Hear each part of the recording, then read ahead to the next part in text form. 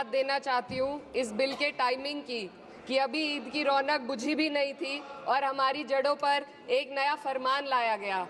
पहले उत्तर प्रदेश में मुसलमानों को नमाज पढ़ने पर रोक लगाई और फिर सौगात में ये बिल लाया गया। निसार में तेरी गलियों पे है वतन, जहाँ चली है रिवाजो गैर कि कोई ना सर उठाकर चल सके।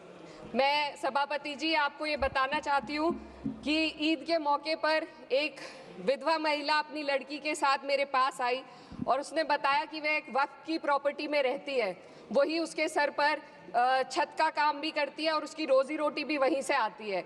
वो इस बिल को लेकर इतनी फिक्रमंद थी कि कहीं उससे वो उसकी संपत्ति ना छीन ली जाए।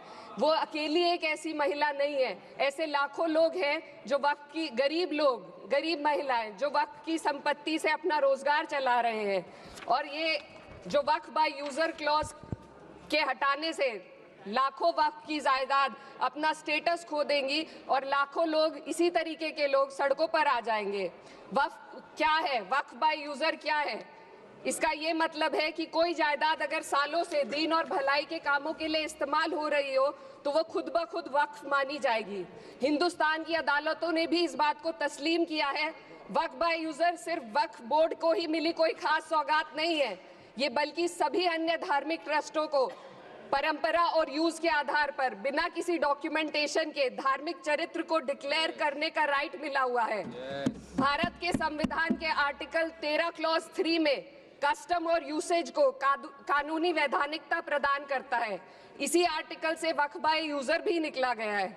इस बिल के कानून बनने पर वक्फ बोर्ड तो इस प्रोविजन से हाथ धो बैठेगा, लेकिन अन्य धार्मिक ट्रस्टों को यह सुविधा जारी रहेगी। इससे भारतीय संविधान के आर्टिकल 14 और 15 का सीधा उल्लंघन है, जो धर्म और जाति के आधार पर भेदभाव और कानून के सामने सभी की बराबरी पर जोर देता है। मैं इसके साथ ये भी कहना चाहती हूँ कि सत्ता के लोग जो एक दूसरे की पीठ थपथपा रहे हैं कि वक्फ बाय यूजर का जो अमेंडमेंट इन्होंने दिया उसको एक्सेप्ट कर लिया गया है, लेकिन इनकी शरारत यह है कि उसके साथ ही एक ऐसा प्रोवाइजो इसमें शामिल किया गया जिसके आधार पर यह कहा गया है कि अगर कोई भी वक्फ की संपत्ति विवादित हो तो वो अपना वक्फ स्टेटस खो देगी। तो जो अमेंडमेंट इन्होंने दिया है, जिसको एक्सेप्ट कर लिया गया है, उसका कोई मतलब नहीं है। ये इनकी नीयत है जो साफ जाहिर हो रही है। सोने पर सुहागा एक काम और किया है। सरकार ने वक्फ की कानून के सेक्शन 107 को हटाकर लिमिटेशन एक्ट में 12 साल तक ही किसी के खिलाफ अदालत में जाने का प्रोविजन है। सेक्शन 107 में बोर्ड को लिमिटेशन एक्ट से राहत मिली हुई थी। वक्फ बोर्ड कभी भी अवैध कब्जाधारियों के खिलाफ अदालत जा सकता था। अगर ये सेक्शन ना हो तो अवैध कब्जा करने वाले लोग कानूनी प्रक्रिया का फायदा उठाकर वक्फ की प्रॉपर्टी को हड़प सकते हैं। अन्य धार्मिक ट्रस्टों पर भी ये लिमिटेशन एक्ट लागू नहीं होती, तो फिर वक्फ बोर्ड के साथ ये सौतेला रवैया क्यों किया जा रहा है? धर्म को देखकर दोहरी नीति क्यों अपनाई जा रही है? सेक्शन 107 और वक्फ बाय यूजर को अगर एक साथ पढ़ा जाए तो इससे लाखों वक्फ की प्रॉपर्टी पर कब्जा किया जाएगा। इसलिए ये बिल मुसलमान की भलाई का नहीं बल्कि उनके वजूद और विरासत को मिटाने का बिल है। हिंदुस्तान में बहुत सारे धार्मिक ट्रस्ट हैं जिसमें उस खास मजहब के लोग शामिल होते हैं और उसका इंतजाम करते हैं। और ये बात समझ में आने वाली भी है, क्योंकि जो व्यक्ति अपने मजहब के रीति रिवाज को जितना अच्छे से समझ सकता है, किसी अन्य मजहब का व्यक्ति नहीं समझ सकता। आर्टिकल 26 क्लॉज 2 के तहत धार्मिक संप्रदायों को अपने मजहबी इदारों के एडमिनिस्ट्रेशन का हक देता है, लेकिन वक्फ बोर्ड के बारे में इसको उल्टा किया जा। Sir 2 minute sir please 2 minutes. सरकार इसे एक सेक्युलर बॉडी मान रही है और इसमें गैर मुस्लिमों को शामिल करने की बात कह रही है। आपके मुंह से सेक्युलरिज्म की बात सुनकर अच्छा लगा, लेकिन अगले ही पल ये भ्रम टूट जाता है, क्योंकि आपको सिर्फ दान देने के लिए प्रैक्टिसिंग मुस्लिम का आपने क्लॉज डाला है, लेकिन बोर्ड में बैठने के लिए मुस्लिम होने की कोई आपकी क्लॉज नहीं है। तो इससे आपकी जो दोहरी नीति है वो साफ जाहिर होती है।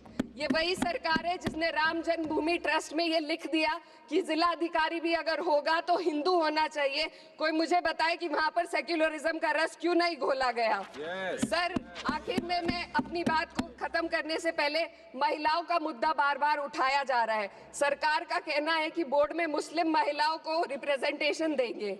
इस कानून से पहले भी मुस्लिम महिलाएं बोर्ड में मेंबर रह चुकी हैं और मिनिमम 2 का प्रोविजन था, उससे ज्यादा भी हो सकती थी। सर मैं ये कहना चाहती हूँ कि सरकार ने महिलाओं के लिए ऐसा कौन सा नया काम किया जिसका ढिंडोरा सरकार का हर सदस्य पीट रहा है।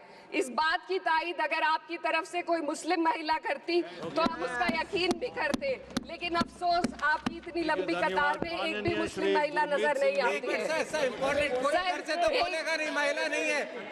सर मैं खुद एक मुस्लिम महिला हूँ, मैं सिर्फ एक सर मैं माइनॉरिटी महिला हूँ, इस सदन में हम सिर्फ 2 महिलाएं हैं और उस नाते से मैं ये बात कहना चाहती हूँ कि इस बिल के माध्यम से मुस्लिम महिलाओं को कुछ नहीं मिल रहा है, ये हमें कुछ नहीं देना चाहते, सिर्फ टोकनिज्म हमारे नाम पर बनाकर एक नैरेटिव मीडिया में चलाना चाहते हैं। तो ये बिल मुसलमान की भलाई का नहीं, उनकी पहचान को मिटाने का है। सर अंत में मैं बस यही कहना चाहती हूँ कि कागजों की कैद में बस नाम रह जाएंगे, वो जो हमारे थे सिर्फ दावे में रह जाएंगे। इस बिल के द्वारा मीठी ईद के जायके को कड़वा करना, यही असली सौगाते मोदी था। बहुत बहुत